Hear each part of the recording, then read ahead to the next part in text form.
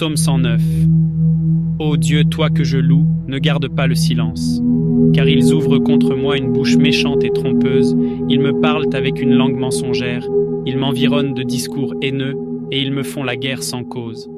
Tandis que je les aime, ils sont mes adversaires, mais moi, je recours à la prière. Ils me rendent le mal pour le bien, et la haine pour mon amour. Place-le sous l'autorité d'un méchant, et qu'un accusateur se tienne à sa droite. Quand on le jugera, qu'il soit déclaré coupable, et que sa prière passe pour un péché, que ses jours soient peu nombreux, qu'un autre prenne sa charge.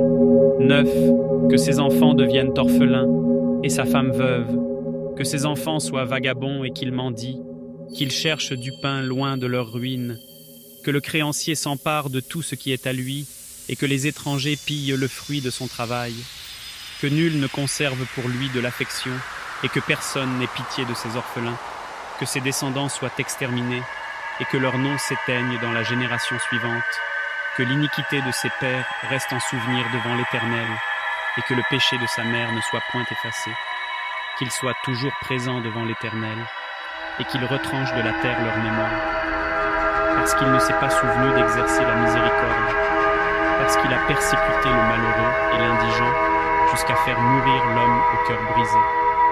Il aimait la malédiction, qu'elle tombe sur lui.